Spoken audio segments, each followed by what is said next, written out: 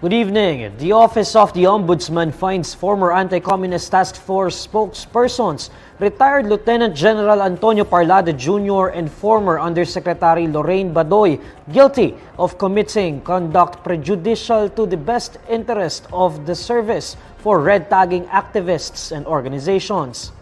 In a decision released on Thursday, the Ombudsman reprimands Parlade and Badoy after finding merit in the complaint of the National Union of People's Lawyers. NUPL filed the case against the former government officials for identifying the lawyers group as, quote, fronts of the underground communist movement. The Ombudsman holds Parlade and Badoy accountable for conduct prejudicial to the best interest of the service because their statements criticize NUPL over activities that do not, quote, amount to what a reasonable person would conceive as communist propaganda. The Ombudsman says dissent and upholding of individual rights are vital in a vibrant democracy. However, according to the Ombudsman, it finds no reason to push grave misconduct charges against the two former National Task Force to end local communist armed conflict officials. The Ombudsman says this is because there is no law or legal basis which defines and penalizes red tagging or red baiting. Parlade and Badoy have been facing a deluge of cases before the Ombudsman, particularly due to red tagging or linking individuals to the communist armed movement.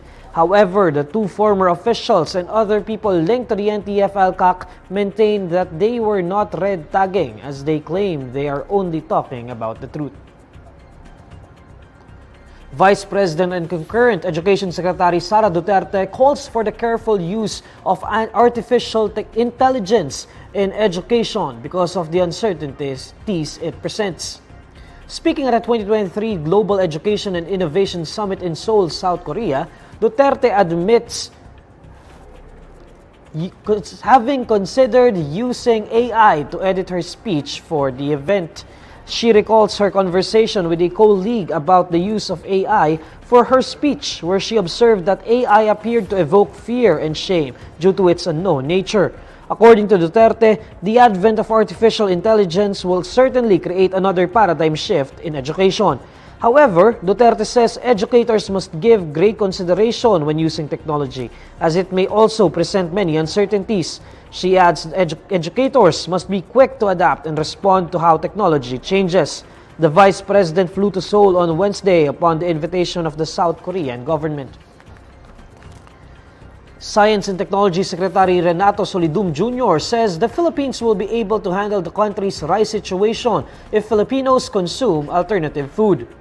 During the Senate Committee on Finance's deliberation on the proposed 2024 budget of the Department of Science and Technology, Senator Francis Tolentino recounts his experience with a certain group of manobos who only eat rice once a week. He says on most days, they would only consume root crops. While Tolentino laments the situation, DOST Chief Solidum says eating root crops instead of rice is, quote, not bad, stressing that the department is, in fact, pushing for alternatives for rice, such as cardava bananas.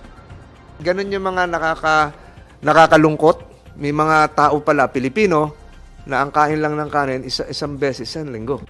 We can actually handle this food situation on rice by looking at other alternative because we have to actually change the consumer behavior po.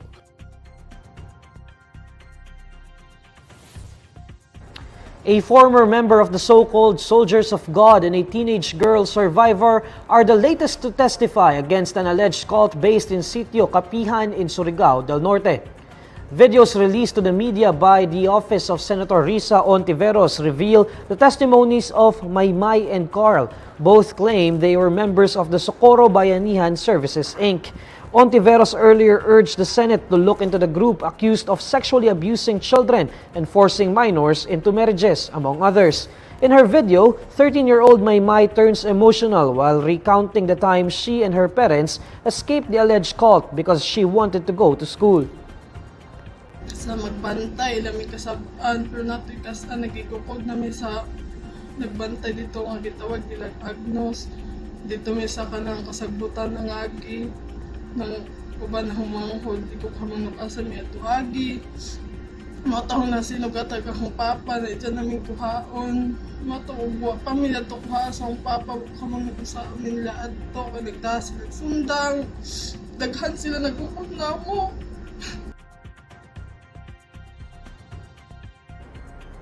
Meanwhile, 28-year-old Carl says he left the group because it was forcing him to marry a young girl.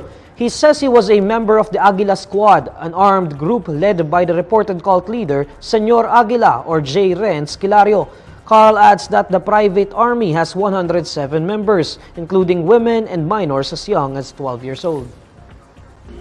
Kanang gitawag og private army ni Senyor Aguila na kami usami ka private soldiers ni Jah kay giingon malagim ni Jah diha na usami ka soldiers of God na bisan pag iulay namong kinabuhi mamatay man og di basta kay nagsabisyo mis Dios pwede ra kuno ingon si Jah na mupatay mig tao basta kay sugo ni Jah.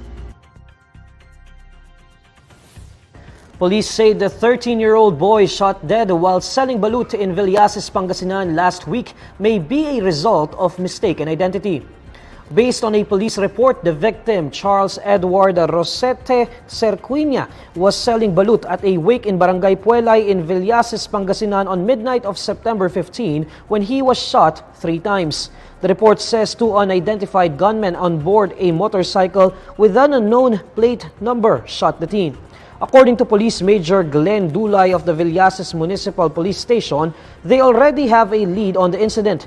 The police are now looking into the possibility of mistaken identity. The victim was reportedly sitting at the same table with someone involved in a prior ruckus in the zone next to the wake. Dulay says the individual involved in the said ruckus, who now serves as their eyewitness, might be the supposed target of the shooting. According to Dulay, the victim and the supposed target have a resemblance in height and body type.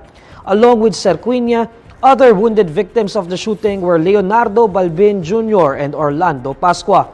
The two managed to recover, but the 13-year-old victim was declared dead on arrival at a hospital.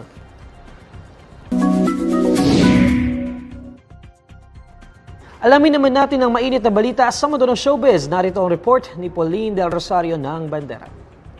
Nagbabalik sa ABS-CBN ang internationally acclaimed actress na si Jacqueline Jose makalipas ang 1 dekada. Sa isang interview, inamin ng batikang aktres na iniwan muna niya ang GMA upang matupad ang kanyang pangarap na tumampok sa soap opera ng actor-director na si Coco Martin. Ayon sa kanya, hindi magiging kumpleto ang pagiging artista niya kapag hindi siya nakapasok dito. Isa si Jacqueline sa mga bagong karakter na mapapanood sa top rating series na FPJ's Batang Quiapo. Gagampanan niya ang role ni Corrections Chief Superintendent Dolores Espinas, isang makapangyarihang opisyal sa loob ng kulungan. Dati nang nagkasama sa mga proyekto sina Coco at Jacqueline.